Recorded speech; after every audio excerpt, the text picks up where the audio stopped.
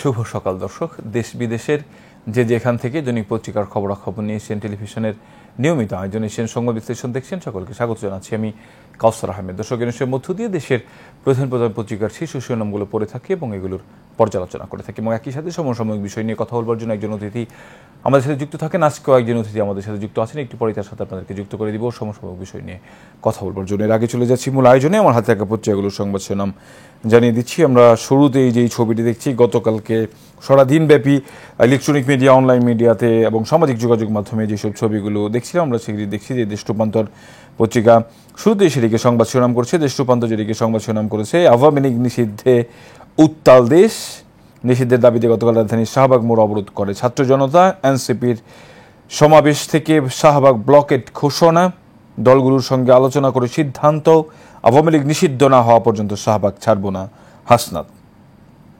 দর্শক, আমরা দেখছিলাম জুলাই অভ্যুত্থানে গণহত্যার আওয়ামী লীগকে নিষিদ্ধ এবং জড়িতদের দ্রুত সময়ে বিচারের দাবিতে দিনভর উত্তাল ছিল সারা দেশ। আমরা দেখছিলাম এর আগের দিন থেকেই কিন্তু কর্মসূচি ঘোষণা করা হয়েছিল। এর আগের দিন রাতেই কিন্তু প্রধান উপদেষ্টার বাসভবন যমুনায় কিন্তু অবস্থান নিয়েছিলেন এনসিপির নেতারা। এরপরেই কিন্তু গতকালকে যে সমাবেশ ছিল, জুমার পরবর্তীতে যে সমাবেশ, সেখানে আমরা দেখেছি এনসিপি ছাড়াও বেশ কয়েকটি রাজনৈতিক দল সেখানে অংশগ্রহণ করেছে। সেখানে ইসলাম ভিত্তিক যে দলগুলো রয়েছে এগুলো কিন্তু অংশগ্রহণ করেছেন এবং সেইখান থেকে কিন্তু আমরা দেখছিলাম গতকালকে রাতে একটি কর্মসূচি ঘোষণা করেছে এনসিপির মুখ্য সমন্বয়ক।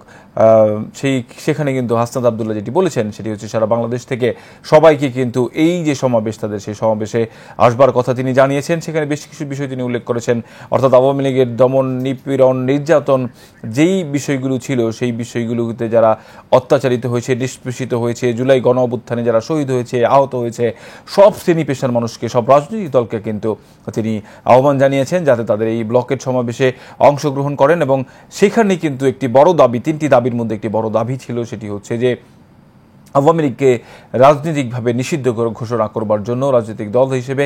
সেইখানে আমরা দেখেছিলাম যে প্রধান উপদেষ্টার পক্ষ থেকে কিন্তু কোনো কিছু না বলা হলো, প্রধান উপদেষ্টার প্রেস উইং থেকে আমরা দেখেছিলাম সেখানে বলা হয়েছিল যে রাজনৈতিক দলগুলো যেমনটা চাইবে এবং জনমতের ভিত্তিতে কিন্তু সেটি সিদ্ধান্ত নেবে এবং সেই সিদ্ধান্ত কিন্তু খুব দ্রুত সময়ের মধ্যেই নেওয়ার কথা জানিয়েছেন সেই প্রেস উইং থেকে।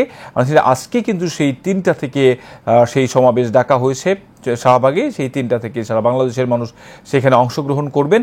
আর দেখলাম যে একটি বিষয়, সেটি হচ্ছে এই যে সমাবেশ, এই সমাবেশের আগে কিছু বেসরকারি বিশ্ববিদ্যালয়ে আজকে বেলা 11টা থেকে একই দাবিতে কিন্তু দেশের বিভিন্ন স্থানে, বিশেষ করে ঢাকার কয়েকটি স্থানে তারা আজকে কিন্তু তাদের কর্মসূচি, বিক্ষোভ যে কর্মসূচি রয়েছে সেটি কিন্তু তারা পালন করে যাবেন। অর্থাৎ এই যে পরিস্থিতি, সেই পরিস্থিতি কিন্তু সারা বাংলাদেশেই রয়েছে। আমরা দেখি শুধু ঢাকা নয়, রাজধানীর সব জায়গা থেকেই কিন্তু এই কর্মসূচিগুলো ঘোষণা করা হয়েছে। সেখানে বিভিন্ন দল একই সাথে এই যে তাদের যে দাবি, এনসিপির যে দাবি, সেই দাবির সাথে সমর্থন জানিয়েছেন। দর্শক, আমরাও শুরুতেই যেমনটি বলছিলাম যে সমসাময়িক বিষয় নিয়ে কথা বলবার জন্য একজন অতিথি আমাদের সাথে ভার্চুয়ালি যুক্ত থাকেন। আজকেও আমাদের সাথে একটি দলের আহ্বায়ক, বাংলাদেশ জাতীয় যুব সংহতির আহ্বায়ক মোহাম্মদ হারুন রশিদ যুক্ত আছেন।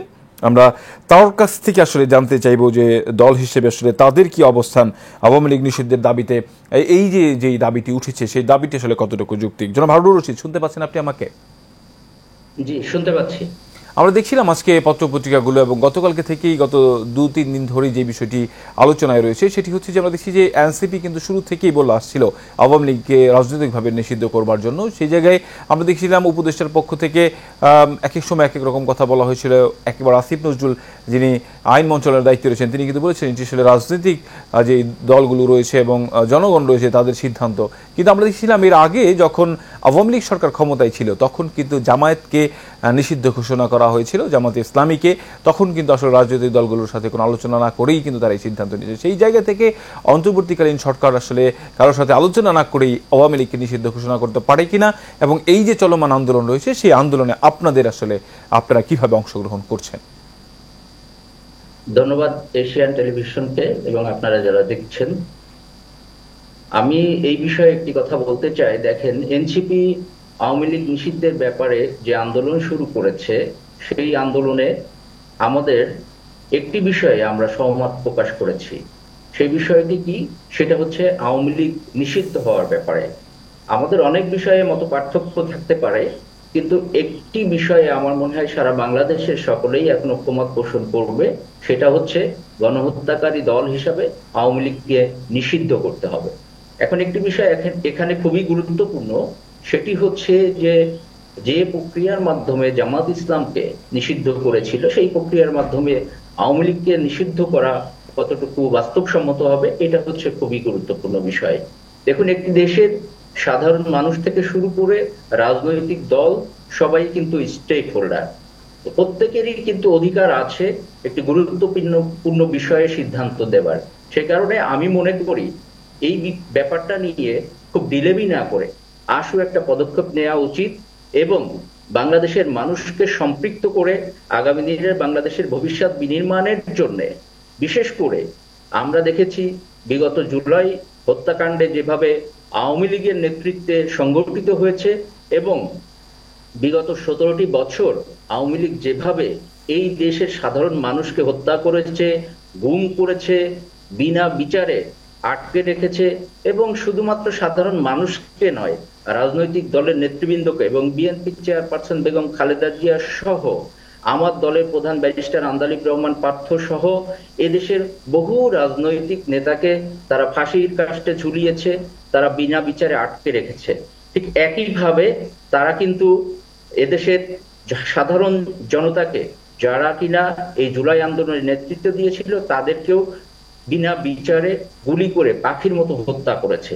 সেই কারণে আমি মনে করি গণহত্যাকারী দল হিসাবে আমরা জানছিলাম তিনি আমাদেরকে এটি বলছিলেন আসলে আওয়ামী লীগ নিষিদ্ধের দাবিতে তারাও একমত, কিন্তু তার কাছ থেকে আমরা জানতে চাইব যে তাদের কিন্তু দ্রুত সময়ের মধ্যে, আপনি যেমনটি বলছিলেন যে ওই সময় বিগত সরকারের সময়ের মধ্যে অনেকেই দ্রুত সময়ের মধ্যে ফাঁসি কার্যকর করা হয়েছে। আমরা দেখছি যে এখন যেই আসলে তাদের যে বিচার, সেই বিচারের দাবিতেও কিন্তু এনসিপি সহ অনেক মানুষ আন্দোলন করে যাচ্ছেন। তাদের বিচার আসলে আসলে কতদিন সময় লাগবে সেই বিচার করতে, এবং সেই বিচার আসলে যেটি দ্রুত সময়ের মধ্যে দাবি অনেকে দাবি করা, সে নির্বাচনের আগে তাদের বিচার নিশ্চিত করতে হবে, সেটি আসলে করা সম্ভব কিনা? আমাদের সময় যেহেতু কম, আমরা একেবারে ছোট করে আপনার কাছ থেকে বিষয়গুলো জানতে চাইব। যে এখানে আমি যে বিষয়টা বলতে চাইছি সেটা হচ্ছে, দেখেন এখানে একটা খুব সূক্ষ্মভাবে ভাবনার বিষয় আছে, সেটি হচ্ছে আওয়ামী লীগ কি গণহত্যা করেছে কিনা। আমরা দেখেছি অবশ্যই আওয়ামী লীগের নেতৃত্বে এই দেশে গণহত্যা হয়েছে এবং বিশেষত জুলাই আন্দোলনে কিন্তু সেই গণহত্যাকারী দল হিসাবে এদেশের মানুষ না শুধু সারা পৃথিবী দেখেছে আওয়ামী লীগকে। তো আমরা যদি গণহত্যাকারী দল হিসাবে আওয়ামী লীগকে বিবেচনায় নিয়ে আসতে পারি, তাহলে কেন নয় তাদের এই বিচারটা হবে না? এটা তো আমার প্রশ্ন। অবশ্যই এই বিচারটা কার্যকর করতে হবে দ্রুততম সময়ের মধ্যে। এটা ইন্টারিম গভর্নমেন্টের দায়িত্ব। এদেশের মানুষকে যেভাবে আওয়ামী লীগ হত্যা করেছে, হত্যাকারী দল হিসাবে আওয়ামী লীগের বিচারের কাঠগড়ায় দাঁড় করাবার দায়িত্ব বর্তমান সরকারের উপরে বর্তায়। সে কারণে আমি বলবো যে অতি শীঘ্রই আওয়ামী লীগকে এই বিচারের আওতায় নিয়ে আসতে হবে। শেষ করব এই প্রশ্নটির মধ্য দিয়ে, সেটি হচ্ছে আমরা দেখেছিলাম যে প্রধান উপদেষ্টা ডক্টর মোহাম্মদ ইউনূস তিনি কিন্তু বলেছিলেন যে আসলে আওয়ামী লীগকে নিষিদ্ধ করার পরিকল্পনা তাদের নেই, অনেক আগের এই কথাটি। যদিও নতুন করে আমরা দেখছিলাম গতকালকে যেটি বলছিলাম আমরা বিরতির আগে, আইন উপদেষ্টা যিনি রয়েছেন আসিফ নজরুল, তিনি কিন্তু বলেছেন যে আসলে জনগণ যেটি চাইবে এবং রাজনৈতিক দলগুলো যেটি চাইবে সেটি তারা করবে এবং তাদের উপদেষ্টার মধ্যে নিয়ে কোনো দ্বিধা দ্বন্দ্ব নেই। সেই দিক থেকে আসলে আপনার কি মনে হয় যে আসলে এই যে দাবি দেওয়া রয়েছে, সেই দাবি দেওয়ার প্রেক্ষিতে আমরা সারা দেশে যে আন্দোলন হচ্ছে সেটি আসলে উপদেষ্টারা করবেন? আর যদি না করে থাকেন, আসলে আওয়ামী লীগকে নিষিদ্ধ না করেন, তাহলে আপনাদের অবস্থান কি হবে? আজকে যে উপদেষ্টারা দেশ পরিচালনা করছেন, এই পরিচালনা করবার দায়িত্ব তাদেরকে কারা দিয়েছে? অবশ্যই দেশের জনগণ দিয়েছে। কোন প্রেক্ষাপটে তারা এই দায়িত্ব নিয়েছিলেন সেটা তাদেরকে বুঝতে হবে। অতএব জনগণের ম্যান্ডেটকে অ্যাভয়েড করে কোনো কিছু করলে সেটা কিন্তু ভালো হয় না। বিগত দিনেও হয় নাই, এখনো হবে না এবং আগামী দিনেও সেটা হবে না।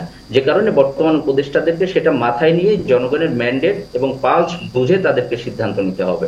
জি, জনাব হারুনুর রশিদ, আপনাকে অসংখ্য ধন্যবাদ আমাদের সাথে সময় দিয়ে যুক্ত হওয়ার জন্য। দর্শক, আমাদের সাথে ভার্চুয়ালি যুক্ত ছিলেন বাংলাদেশ জাতীয় যুব সংহতির আহ্বায়ক মোহাম্মদ হারুনুর রশিদ। কথা হচ্ছিল বাংলাদেশ যে রাজনৈতিক দল আওয়ামী লীগকে নিষিদ্ধের দাবি নিয়ে। দর্শক, আমরা চলে যাচ্ছি পরবর্তী পত্রিকায়। আমরা দেখছি আমার হাতে রয়েছে দৈনিক ইত্তেফাক পত্রিকা। ইত্তেফাক যেটিকে সংবাদ শিরোনাম করেছে, সেই একই সংবাদ, আওয়ামী লীগ নিষিদ্ধের দাবিতে উত্তাল শাহবাগ। আজ সারা দেশে গণজমায়েত কর্মসূচির ঘোষণা। ডিএনএর বেশি মিশ্রণে 2 খুনির ছবি প্রস্তুত সম্ভব নয়। সাগররুনি হত্যাকাণ্ডের অপরাধী শনাক্ত নিয়ে মার্কিন প্রতিষ্ঠানের মতামত। আওয়ামী লীগ নিষিদ্ধের দাবি গুরুত্বের সঙ্গে বিবেচনা করছে সরকার। দলগুলোর সঙ্গে আলোচনা করে দ্রুত সিদ্ধান্ত, ট্রাইব্যুনাল আইন সংশোধনের উদ্যোগ নেওয়া হয়েছে। এরপর নিচের দিকে দেখছি, আব্দুল হামিদ থাইল্যান্ড গেলেন লাল পাসপোর্টে। ভারতের বিভিন্ন স্থানে গোলাবর্ষণ, আজাদ কাশ্মীরের মুজাফফরবাদে ব্ল্যাকআউট, নানা নাটকীয়তা শেষে আইবি গ্রেফতার, পুলিশের গাড়িতে সমর্থকদের হামলা। শেওড়াপাড়ার বাসা থেকে 2 বোনের লাশ উদ্ধার, শরীরে শিল, পাটা এবং ভারী বস্তুর আঘাতের চিহ্ন রয়েছে। এবার জানাবো যুগান্তর পত্রিকার সংবাদ শিরোনাম। সেই একই সংবাদ, আওয়ামী লীগ নিষিদ্ধের দাবিতে উত্তাল ঢাকা, ফের শাহবাগ অবরোধ। আওয়ামী লীগ নিষিদ্ধ প্রসঙ্গে সরকারি বিবৃতি, দলগুলোর সঙ্গে আলোচনা করে দ্রুত সিদ্ধান্ত। স্টার পুনর্মিলন অনুষ্ঠানে তারেক রহমান, আওয়ামী লীগকে পুনর্বাসনের চেষ্টা করছে অন্তর্বর্তী সরকার, নানা ইস্যু সৃষ্টি করে ফ্যাসিবাদ বিরোধী ঐক্যে ফাটলের চেষ্টা চলছে, সংস্কারের নামে সময় ক্ষেপণের অভিযোগ উঠেছে। এরপরে নিচের দিকে আমরা দেখছি, নির্দেশদাতার আড়ালে শাস্তির মুখে অধস্তনরা, দেশ থেকে নিষেধাজ্ঞা চেয়েছিল ডিএসবি। আব্দুল হামিদের বিদেশ গমন, 3 গোয়েন্দা সংস্থার ঊর্ধ্বতনদের জানানোর পরও চূড়ান্ত অনুমতি। ভারতের 77টি ড্রোন ভূপাতিত করার দাবি পাকিস্তানের, সীমান্তে রাতভর গোলাগুলি। এবার রয়েছে নয়া দিগন্ত পত্রিকা। আওয়ামী লীগ নিষিদ্ধের দাবিতে উত্তাল দেশ, দাবি পূরণ না হওয়া পর্যন্ত শাহবাগ অবরোধ, দলমত ভুলে একতার সুর। সরকার বিবৃতি, আওয়ামী লীগ নিষিদ্ধের দাবি সরকার গুরুত্বের সাথে বিবেচনা করছে।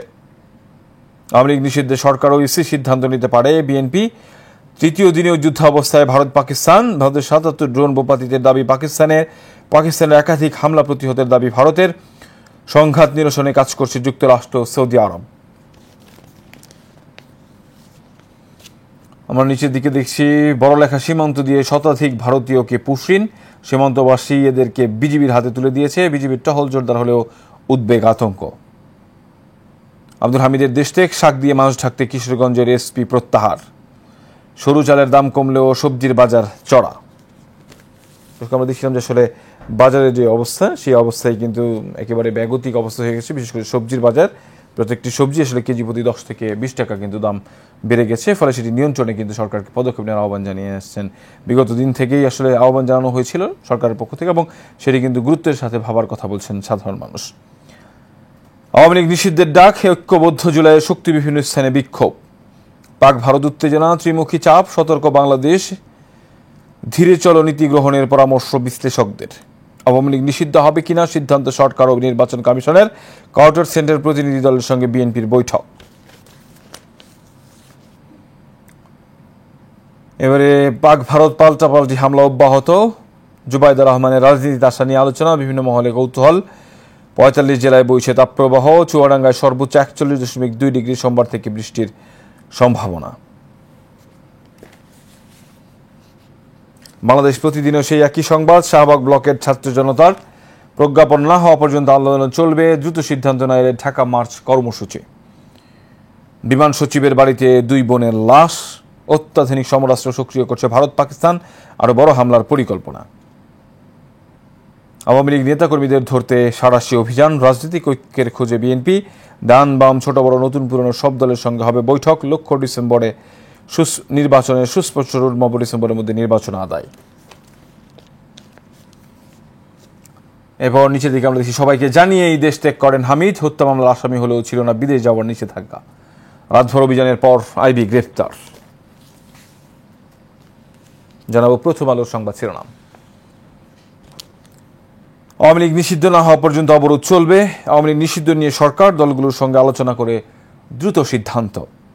ফেসবুক পোস্টে চিফ প্রসিকিউটর শেখ হাসিনার বিরুদ্ধে তদন্ত সংস্থা প্রতিবেদন জমা দেবে সোমবার। স্বৈরাচারের দোসরদের হয়তো দেশ ত্যাগের সুযোগ দেওয়া হচ্ছে, বললেন তারেক রহমান। পাল্টাপাল্টি ড্রোন হামলা, ভারত পাকিস্তান উত্তেজনা। এই দেখছি নিচের দিকে, একদিকে দেশ অন্যদিকে মানুষ, আপন ভাবনা, আফজাল হোসেনের একটি লেখা। একেবারে শেষ যে পত্রিকাটি আমার হাতে রয়েছে দর্শকদের, ডেইলি স্টার, ইংলিশ ডেইলি।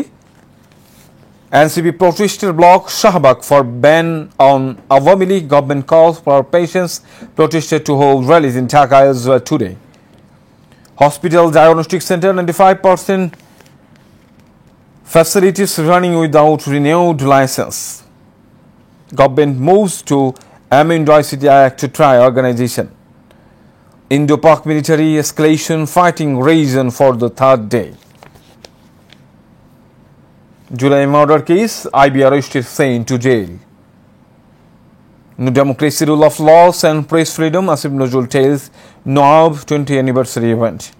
একেবারে শেষে আমরা একটি ছবি দেখছি দর্শক, golden grain in the air a swarm of freshly harvested paddy on a hot summer day। দর্শক আমরা দেখলাম যে বড়োয়ার যে ধান, সেই ধান কিন্তু ঘরে তোলার যে কৃষকের যে প্রস্তুতি, সেই প্রস্তুতি কিন্তু কৃষকরা নিচ্ছেন, সেই সংক্রান্ত একটি ছবি আমরা দেখলাম ডেইলি স্টারে ছাপিয়েছে। দর্শক আজকে সবগুলো পত্রিকাতে একেবারে প্রধান সংবাদ দেওয়া হয়েছে, সেটি হচ্ছে আওয়ামী লীগ নিষিদ্ধের দাবিতে সারা দেশে যে বিক্ষোভ কর্মসূচি পালিত হয়েছে এনসিপির ডাকে, সেই বিক্ষোভ কর্মসূচির খবরই দেওয়া হয়েছে এবং সেই কর্মসূচি কিন্তু আজকেও রয়েছে এবং তারা কিন্তু ঘোষণা দিয়েছে যতক্ষণ পর্যন্ত না আওয়ামী লীগের নিষিদ্ধের প্রজ্ঞাপন সরকার জারি না করবে ততক্ষণ পর্যন্ত তাদের এই কর্মসূচি চলবে এবং একই সাথে তাদের বিচারের দাবি এবং জুলাই গণ অভ্যুত্থানে যেই ওই ঘোষণা করা হয়েছে সেটি কিন্তু সেই দাবিতে, 3টি দাবিতে কিন্তু তারা তাদের যে আন্দোলন কর্মসূচি সেটি কিন্তু তারা চালিয়ে যাচ্ছেন এবং আজকে আমরা দেখেছি তাদেরকে সমর্থন দিয়ে কয়েকটি বেসরকারি বিশ্ববিদ্যালয় বেলা 11টা থেকে কিন্তু তাদের যে কর্মসূচি, বিক্ষোভ কর্মসূচি সেটি কিন্তু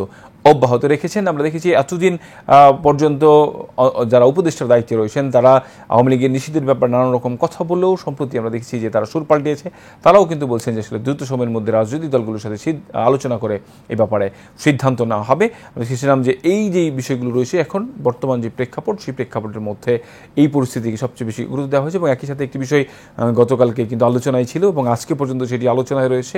সাবেক রাষ্ট্রপতি আব্দুল হামিদের দেশটেক নিয়ে কিন্তু কথা বলেছেন বিএনপি ভারপ্রাপ্ত চেয়ারম্যান তারেক রহমান যেটি বলছেন যে আসলে অন্তর্বর্তী সরকারের পক্ষ থেকে, উপদেষ্টাদের পক্ষ থেকে কিছু বলা হয়েছিল তারা কিছু জানেন না। তাহলে তিনি প্রশ্ন রেখেছেন আসলে তাহলে তারা জানেনটা কি, তারা যে দেশের পরিচালনার দায়িত্বে রয়েছেন তারা আসলে কোন কোন বিষয়গুলো জানেন। আমরা দেখছিলাম যে অনেকেই পত্রিকাগুলোতে আজকেও নিউজ করেছেন যে আসলে যারা জড়িত নয় তাদেরকে আসলে বলির পাঠা বানানো হয়েছে, তাদেরকে আইনের আওতায় আনা হয়েছে, শাস্তি দেওয়া হয়েছে, কিন্তু যারা জড়িত, যাদের ডগার উপর দিয়ে নাকি ডগার উপর দিয়ে এত বড় ঘটনা ঘটে গেল, তারা আসলে এখনো পর্যন্ত ধরাছোঁয়ার বাইরে রয়েছে, তাদেরকে আসলে আইনের আওতায় আনা দরকার, তাদেরকে আসলে বিচারের মুখোমুখি করা দরকার। তো একেবারে শেষ মুহূর্তে চলে আসে দৈনিক পত্রিকার খবরাখবর নিয়ে এশিয়ান টেলিভিশনের নিয়মিত আয়োজন এশিয়ান সংবাদ বিশ্লেষণ অনুষ্ঠান। আগামীকালকে দেখা হবে একই জায়গায় একই অনুষ্ঠানে। ততক্ষণ পর্যন্ত ভালো থাকবেন, সুস্থ থাকবেন। ধন্যবাদ সবাই।